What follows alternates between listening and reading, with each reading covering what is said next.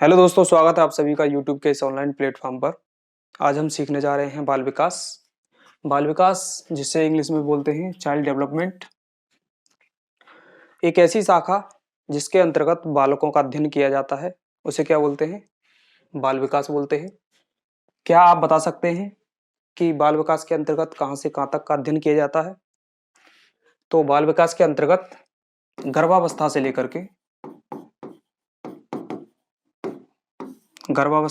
के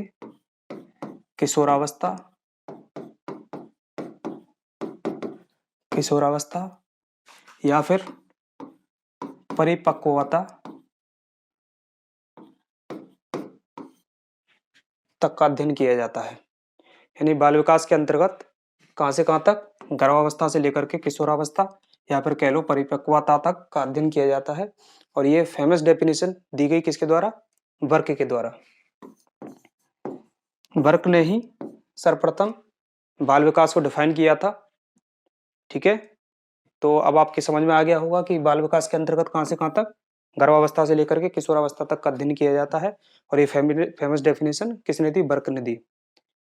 अब हम आगे बढ़ने से पहले, चूंकि बाल विकास, हम विकास पर चर्चा करने जा रहे हैं और विकास यानी कि कौन कौन से पक्ष इसमें सम्मिलित होते हैं, क्या होता है विकास, इस पर चर्चा करने से पहले हम छोटी सी चर्चा करेंगे इसके इतिहास के ऊपर।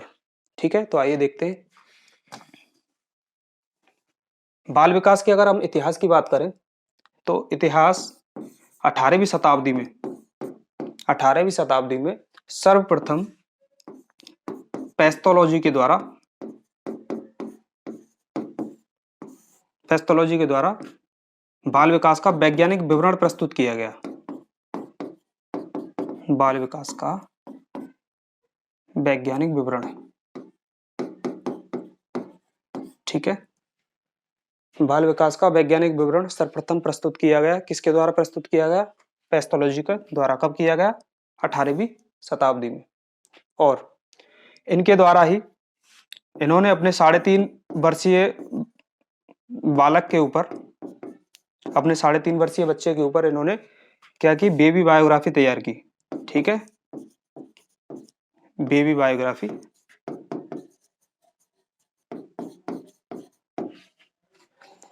बायोग्राफी तैयार की। ठीक है, अच्छा, 19वीं शताब्दी में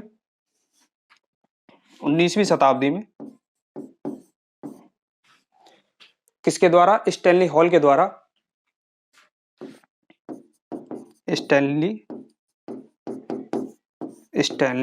द्वारा बाल अध्ययन आंदोलन की शुरुआत की गई। बाल अध्ययन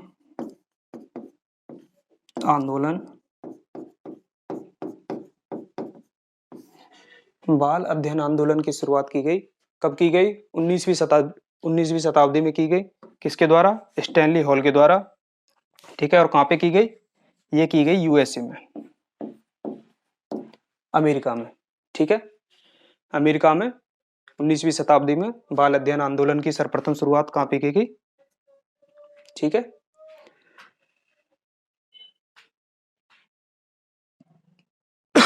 अच्छा, और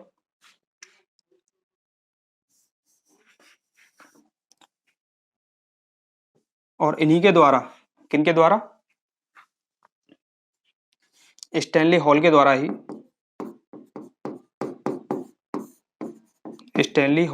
ही child study society child study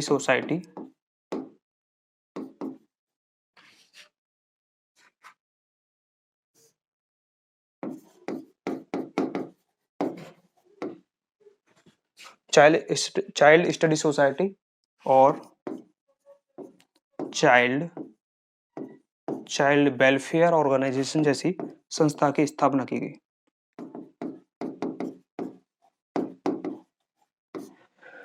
ठीक है, स्टैनली हॉल के द्वारा ही चाइल्ड स्टडी सोसाइटी और चाइल्ड वेलफेयर ऑर्गेनाइजेशन जैसी संस्थाओं की स्थापना की गई। ठीक है, इसीलिए बाल मनोविज्ञान के जनक किनको माना जाता है? स्टैनली हॉल को माना जाता है। ठीक है, और बाल मनोविज्ञान के लिए सर्वप्रथम प्रश्नावली का निर्माण किसके द्वारा किया गया? ये स्टैनली हॉल के द्वारा ही किया गया। ठीक है, इसलिए प्रश्नावली का जनक किनको माना जाता है? स्टैनली हॉल को माना जाता है। लेकिन यहाँ पे एक ध्यान देने वाली बात यह है कि प्रश्नावली का अध्ययन अगर डायरेक्ट केवल ये क्वेश्चन पूछा जाए कि प्रश्नावली का अध्ययन किस प्रश्नावली के जनक कौन है, तो वुडवर्थ आएगा। ठीक है, लेकिन अगर बाल विकास के अंतर्गत हम बात करें, किसके अंतर्गत बात करें? बाल विकास के अंतर्गत हम बात करें, तब प्रश्नावली का जो जनक है, प्रश्नावली के जो जनक हैं वो कौन है? स्टैनली हॉल है। स्टैनली हॉल को माना जाता है। ठीक है, अच्छा उसके बाद और एक आपको याद रखना है, 1887 में न्यूयॉर्क में प्रथम बाल सुधार गृह की स्थापना की गई। प्रथम बाल सुधार गृह, प्रथम बाल सुधार गृह की स्थापना की गई। कब की गई? 1887 में। ठीक है, कहां पे की गई? न्यूयॉर्क में। ठीक है, अच्छा उसके बाद आपको यानी कि कब कब तक कौन कौन सी चर्चा कर ली हमने? 18वीं सदी की चर्चा कर ली हमने, और 19वीं की कर ली हमने। अब 19 उसके बाद में 20वीं सदी। 20वीं सदी को बालक की सदी कहा गया। किसके द्वारा कहा गया? ये कहा गया क्रो एवं क्रो के द्वारा। क्रो एवं क्रो के द्वारा, क्रो एवं क्रो के द्वारा 20वीं सदी को बालक की सदी कहा गया। ठीक है, एक ये याद रखना है आपको। मैंने प्रत्येक शताब्दी में से कुछ इंपॉर्टेंट पॉइंट यहाँ पे निकाले हैं जो एग्जाम पॉइंट ऑफ व्यू के हिसाब से देखा जाए तो बहुत ही ज्यादा इंपॉर्टेंट है और कई बार क्वेश्चन पूछा भी गया है। ठीक है, अच्छा उसके बाद में भारत में अगर बात करी जाए कि भारत में बाल विकास के अध्ययन की शुरुआत कब से मानी जाती है, तो आपको याद रखना है 1930 से। ठीक है, कब से? 1930 से भारत में बाल विकास के अध्ययन की शुरुआत मानी जाती है। ठीक है, तो ये हमारी चर्चा रही। तो आइए एक बार इसको रिवीजन के तौर पे देख लेते हैं। बाल विकास, जिसको इंग्लिश में बोलते हैं चाइल्ड डेवलपमेंट। ठीक है, इसमें कहां से कहां तक का अध्ययन किया जाता है? बाल अवस्था से लेकर के किशोरावस्था या फिर कह लो परिपक्वता तक का अध्ययन किया जाता है। ठीक है, और ये फेमस डेफिनेशन जो दी गई वो दी गई वर्क के द्वारा। ठीक है, अब जानते हैं बाल विकास का इतिहास। और बाल विकास का इतिहास यानी 18वीं शताब्दी में सर्वप्रथम पैथोलॉजी के द्वारा बाल विकास का वैज्ञानिक विवरण प्रस्तुत किया गया। ठीक है, और इन्होंने ही अपने 3.5 वर्षीय पुत्र पर एक परीक्षण किया और बेबी बायोग्राफी तैयार की। ठीक है, चलिए यह है स्टैनली हॉल। 19वीं शताब्दी में स्टैनली हॉल ने अमेरिका में बाल अध्ययन आंदोलन की शुरुआत की गई। ठीक है, ये क्वेश्चन पूछा गया एग्जाम में, इसलिए बहुत ही इंपॉर्टेंट पॉइंट है कि अमेरिका में बाल अध्ययन आंदोलन की शुरुआत किसके द्वारा की गई? तो ये स्टैनली हॉल के द्वारा की गई। कब की गई? 19वीं सदी में की गई।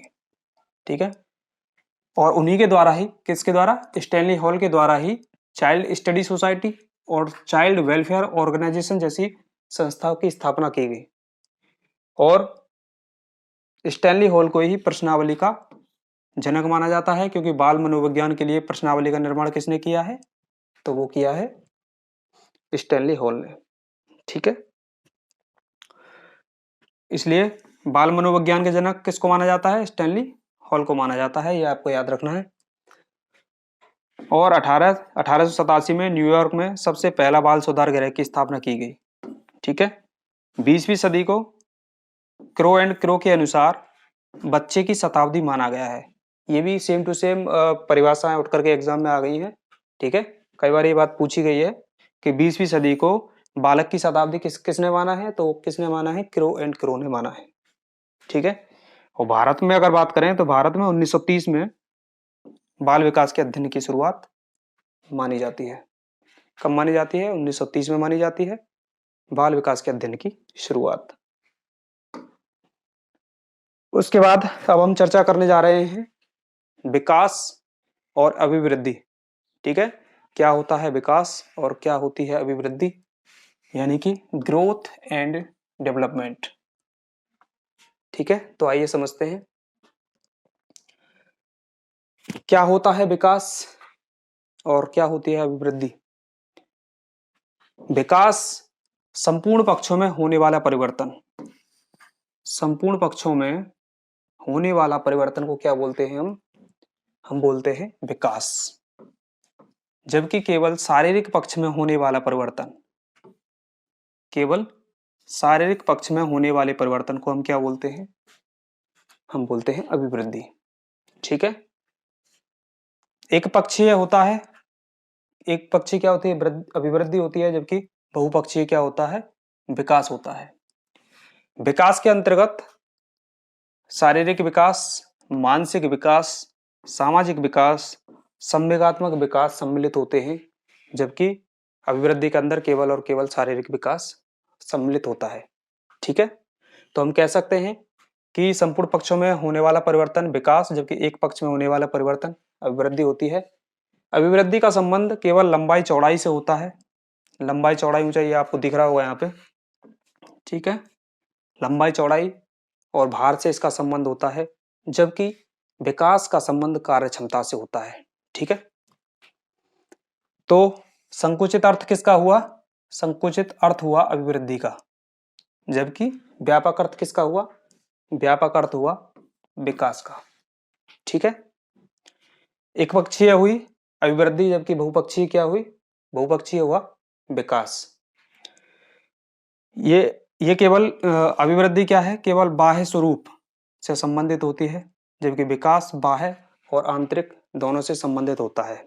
ठीक है, अभिवृद्धि कुछ समय पश्चात रुक जाती है, जबकि विकास जीवन पर्यंत चलता है। ठीक है, विकास हमेशा होता रहता है, जबकि अभिवृद्धि आपने देखा होगा कि लंबाई हमेशा नहीं बढ़ती है, एक समय आता है उसके बाद में लंबाई रुक जाती है। ठीक है, तो इसलिए केवल आकार से संबंधित अभिवृद्धि, आकार से संबंधित कौन होती है? अभिवृद्धि होती है। अच्छा, अभिवृद्धि को नापा तोला जा सकता है, और जिसे नापा तोला जा सकता है उसे क्या बोलते हैं? परिमाणात्मक बोलते हैं, संख्यात्मक बोल सकते हैं। ठीक है, तो संख्यात्मक या परिमाणात्मक क्या होती है? अभिवृद्धि होती है, यानी अभिवृद्धि को नापा तोला जा सकता है, जबकि विकास कैसा होता है? परिमाणात्मक और गुणात्मक दोनों होता है।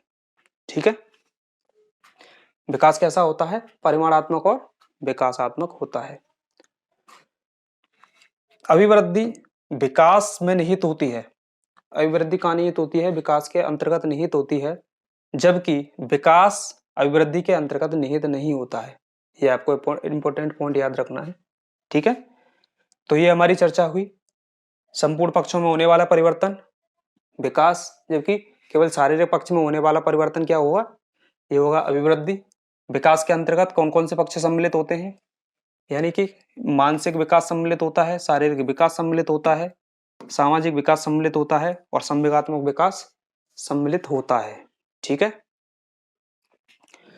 चलिए तो इसका एक बार रिवीजन के तौर पे हम देख लेते हैं। अभिवृद्धि यानी कि ग्रोथ और विकास,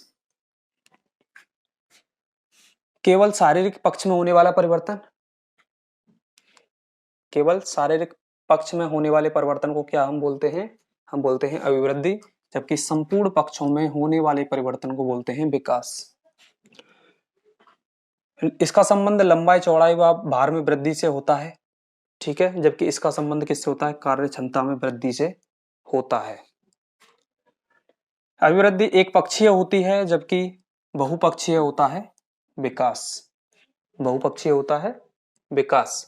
बहुपक्षीय कैसे? क्योंकि इसमें शारीरिक विकास, मानसिक विकास, सामाजिक विकास और संवेगात्मक विकास जैसे पक्ष सम्मिलित होते हैं, इस वजह से बहुपक्षीय हो गया। और एक पक्षीय होने की वजह से इसका अर्थ कैसा है? केवल संकुचित अर्थ होता है किसका? अभिवृद्धि का, जबकि व्यापक अर्थ होता है किसका? विकास का, क्योंकि विकास जीवन पर्यंत चलता है और ये एक सीमा पर जाकर के स्थिर हो जाती है। ठीक है, बाह्य स्वरूप किसका हुआ? बाह्य स्वरूप हुआ अभिवृद्धि का। ठीक है, और बाह्य और आंतरिक स्वरूप किसका हुआ? ये हुआ विकास का। अभिवृद्धि परिमाणात्मक, मात्रात्मक या फिर संख्यात्मक होती है, जबकि विकास कैसा होता है? परिमाणात्मक व गुणात्मक होता है। ठीक है, विकास कैसा होता है? परिमाणात्मक और गुणात्मक होता है, जबकि परिमाणात्मक, मात्रात्मक या फिर संख्यात्मक क्या होती है? वृद्धि होती है। केवल आकार बढ़ने से संबंधित होती है अभिवृद्धि, केवल आकार, क्योंकि केवल शारीरिक पक्ष की जब बात होगी तो केवल हम किसकी बात करेंगे? आकार बढ़ने से संबंधित होगी अभिवृद्धि, जबकि संपूर्ण परिवर्तनों से संबंधित होता है विकास। कुछ समय पश्चात रुक जाना, अभिवृद्धि कुछ समय पश्चात रुक जाती है, जबकि विकास हमेशा चलता रहता है, यानी जीवन पर्यंत चलता रहता है।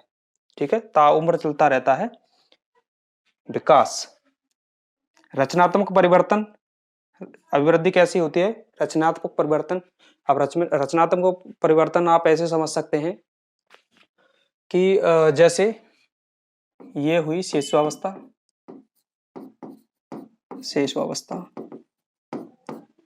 यहाँ पे ये किशोरावस्था,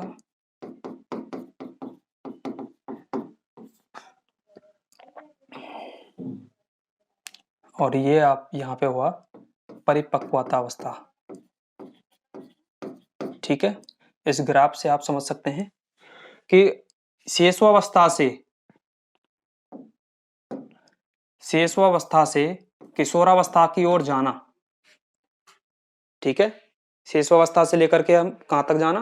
किशोरावस्था तक जाना, उसको बोलते हैं रचनात्मक परिवर्तन। ठीक है, कौन से परिवर्तन बोलेंगे उसको? रचनात्मक परिवर्तन बोलेंगे। जबकि किशोरावस्था से परिपक्वता की ओर आना, उसको हम क्या बोलेंगे? विनाशात्मक परिवर्तन बोलेंगे। ठीक है, तो अभिवृद्धि में कौन सा पक्ष सम्मिलित होता है? यानी रचनात्मक परिवर्तन सम्मिलित होते हैं, जबकि विकास के अंतर्गत रचनात्मक परिवर्तन और विनाशात्मक परिवर्तन दोनों ही सम्मिलित होते हैं, क्योंकि विकास एक का स्वरूप कैसा होता है? व्यापक होता है, तो उसमें दोनों पक्ष सम्मिलित होते हैं, जबकि इसमें केवल रचनात्मक परिवर्तन ही सम्मिलित होते हैं। इससे आपको समझ में आ गया होगा। यानी यहाँ से क्या शेषावस्था में बालक छोटा होता है, धीरे धीरे वो वयस्कता की ओर बढ़ता है। ठीक है, तो जब ये पॉजिटिव डायरेक्शन में बढ़ता है व्यक्ति, तो उसको क्या बोलते हैं? रचनात्मक परिवर्तन बोलेंगे। जबकि उसके बाद में धीरे धीरे उम्र ढलने लगती है, आदमी बूढ़ा होने लगता है। ठीक है, तो वो अवस्था हमने क्या बोली है? विनाशात्मक परिवर्तन उसको बोला है। सीधे नापा तोला जा सकता है विकास को, अभिवृद्धि को सीधा नापा तोला जा सकता है, लंबाई को हम सीधे नाप सकते हैं, लेकिन विकास को सीधा मापना संभव नहीं है। ठीक है, विकास को सीधा मापना संभव नहीं है, विकास को हम सीधे नाप नहीं सकते हैं। विवृद्धि का सूचक होता है, अभिवृद्धि क्या है? विवृद्धि मतलब वृद्धि कह सकते हैं हम। वृद्धि है, विवृद्धि किसका सूचक है? विवृद्धि का सूचक है अभिवृद्धि। ठीक है, और विवृद्धि का मतलब क्या हुआ? विवृद्धि का मतलब हुआ जो रचनात्मक परिवर्तन होते हैं वो विवृद्धि के सूचक होते हैं। क्या होते हैं? यानी रचनात्मक परिवर्तन जो होते हैं वो विवृद्धि के सूचक होते हैं, जबकि विनाशात्मक परिवर्तन होते हैं वो हास्य सूचक होते हैं। हास्य सूचक यानी कि हानि के सूचक होते हैं। ठीक है, अभिवृद्धि में विकास निहित नहीं होता है। मैंने बताया था आपको वो डायग्राम पिछले वाले में। अभिवृद्धि में विकास निहित नहीं होता है, यानी विकास के अंदर है अभिवृद्धि, इसलिए, और इसके बाहर है विकास, यानी कि हम कह सकते हैं कि अभिवृद्धि के अंदर विकास निहित नहीं होता है, जबकि विकास के अंतर्गत अभिवृद्धि निहित होती है। विकास में अभिवृद्धि निहित होती है। ठीक है, तो आई होप आपको समझ में आ गया होगा क्लियर तरीके से। ये वो पॉइंट हैं जो हर एक पॉइंट से क्वेश्चन बनता है। ठीक है, हर एक पॉइंट से क्वेश्चन बनता है। अभी मैं क्वेश्चन आपको कराने जा रहा हूं, तो देखते हैं। चलिए हम क्वेश्चनों को करेंगे, जिससे हमें ये पता लगेगा कि हमने क्या सीखा। ठीक है, और किस तरीके से क्वेश्चन बन सकते हैं। ये वो क्वेश्चन है जो कहीं ना कहीं एग्जाम में पूछे गए हैं। ठीक है, प्रीवियस ईयर क्वेश्चन है ये। भारत में बाल अध्ययन की शुरुआत हुई, तो भारत की बात हो रही है। तो भारत में बाल अध्ययन की शुरुआत कब मानी जाती है? तो मानी जाती है 1930 से। ठीक है, ऑप्शन नंबर बी यहाँ पे करेक्ट होगा। विकास की प्रक्रिया शुरू होती है, विकास की प्रक्रिया कहां से शुरू होती है? गर्भधारण से विकास की प्रक्रिया शुरू होती है, गर्भधारण कह सकते हैं, या फिर प्रसव पूर्व भी आ सकता है यहाँ पे, प्रसव पूर्व अवस्था भी आ सकती है यहाँ पे। ठीक है, या फिर जन्म से पहले, जन्म से पूर्व भी आ सकता है। ठीक है, तो वो ऑप्शन यहाँ पे करेक्ट होंगे। अपने ही 3.5 वर्षीय पुत्र पर अध्ययन किया, तो वो अध्ययन किसके द्वारा किया गया? पेस्टोलॉजी के द्वारा किया गया। ठीक है, पेस्टोलॉजी के द्वारा किया गया। कब किया गया? 18वीं ईस्वी में। अमेरिका में चले बाल अध्ययन आंदोलन के जन्मदाता कौन थे? तो अमेरिका में जो बाल अध्ययन आंदोलन चला था उसकी शुरुआत किसने की थी? स्टैनली हॉल की थी, और ये इसकी शुरुआत कब की गई? 19वीं शताब्दी में। ठीक है, कहां पे? अमेरिका में। व्यक्ति का विकास किसका परिणाम होता है? तो व्यक्ति का विकास किसका परिणाम होता है? वंशानुक्रम और वातावरण दोनों का गुणनफल क्या होता है? दोनों का गुणनफल क्या होता है? व्यक्ति का विकास का परिणाम होता है। ठीक है, मानव विकास को क्षेत्रों में विभाजित किया जाता है। तो मानव का विकास हमने अभी पढ़ा था कि मानव के विकास के कौन कौन से चरण होते हैं, कौन कौन से स्टेप्स होते हैं, कौन कौन से पक्ष होते हैं। तो वो कौन से होते हैं? शारीरिक विकास, बिल्कुल, ये हमने इस पे चर्चा की थी। संज्ञानात्मक विकास, संज्ञानात्मक विकास कौन सा है? मानसिक विकास। ठीक है, इसको क्या बोलते हैं? मानसिक विकास। ठीक है, मानसिक विकास को ही क्या बोलते हैं? संज्ञानात्मक विकास बोलते हैं। तो शारीरिक, संज्ञानात्मक यानी मानसिक, उसके बाद में संवेगात्मक और सामाजिक। ऑप्शन नंबर ए हमारा यहाँ पे करेक्ट होगा। ठीक है, और अगर क्रम की बात की जाए तो क्रम कौन सा क्रम होता है, यानी विकास का सही क्रम कौन सा होता है? तो विकास का सही क्रम यही होता है कि सबसे पहले शारीरिक पक्ष, उसके बाद में संज्ञानात्मक यानी मानसिक पक्ष, मानसिक विकास, और उसके बाद में संवेगात्मक विकास और सामाजिक विकास। ये दोनों आपस में क्या हो सकते हैं? इंटरचेंज हो सकते हैं, कि क्योंकि क्रो के अनुसार एक डेफिनेशन में ये कहा गया कि सामाजिक विकास और संवेगात्मक विकास दोनों क्या चलते हैं? साथ साथ चलते हैं। ठीक है, यानी ये दोनों, संवेगात्मक विकास और सामाजिक विकास दोनों साथ साथ चलते हैं। तो इस वजह से इन दोनों में से कोई भी पहले हो सकता है, कोई भी बाद हो सकता है ना। लेकिन ये जो क्रम है, यहां तक तो ये क्रम क्या है? बिल्कुल सेम रहेगा। सबसे पहले शारीरिक विकास आएगा, ठीक है, उसके बाद में संज्ञानात्मक विकास यानी मानसिक विकास आएगा, उसके बाद में इनमें से कोई सा भी पहले आ सकता है। ठीक है, आपको ये पॉइंट इस जगह पे नोट करना है, याद रखना है। चलिए, बच्चे के विकास को अक्सर शारीरिक, संज्ञानात्मक, भावनात्मक और सामाजिक जैसे 3 व्यापक क्षेत्रों में विभाजित किया जाता है। विकास प्रक्रिया इन क्षेत्र में कहाँ तक संबंधित है? विकास प्रक्रिया इन क्षेत्रों में कहाँ तक संबंधित है? ठीक है, बिल्कुल। तो ये जो पक्ष की बात हो रही है यहाँ पे, शारीरिक, संज्ञानात्मक, ठीक है, भावनात्मक और सामाजिक, जो पक्षों की बात हो रही है। तो चलिए देखते हैं।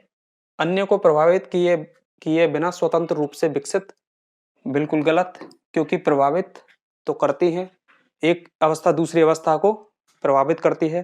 सामाजिक विकास मानसिक विकास को प्रभावित करता है। ठीक है, इसी तरीके से ये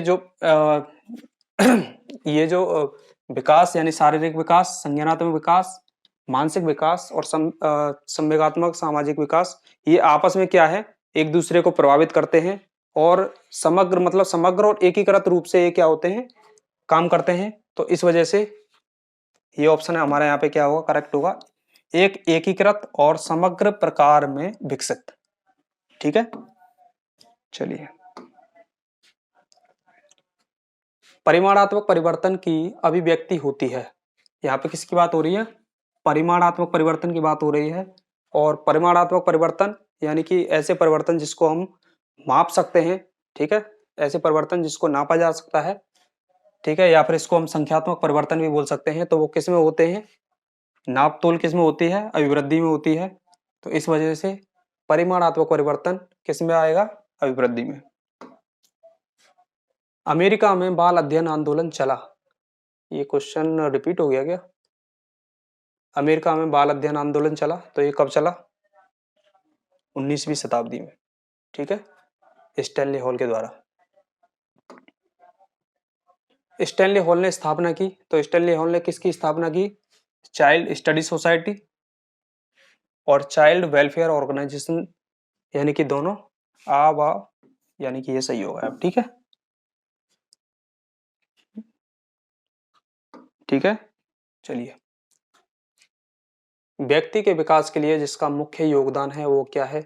व्यक्ति के विकास के लिए सबसे महत्वपूर्ण योगदान किसका है? तो केवल अगर वातावरण की बात करें तो केवल वातावरण नहीं होगा, ठीक है, लेकिन वातावरण और वंशानुक्रम दोनों साथ साथ, यानी कि उपयुक्त दोनों। व्यक्ति के विकास के लिए मुख्य रूप से योगदान इन दोनों का होता है, वातावरण का भी और वंशानुक्रम का भी, दोनों ही उतने ही जिम्मेदार होते हैं। बाल विकास का सर्वप्रथम वैज्ञानिक विवरण प्रस्तुत किया गया, तो बाल विकास का सर्वप्रथम वैज्ञानिक विवरण किसके द्वारा प्रस्तुत किया गया? पैथोलॉजी के द्वारा किया गया, ठीक है। कब किया गया? 18वीं शताब्दी में किया गया, पैथोलॉजी के द्वारा।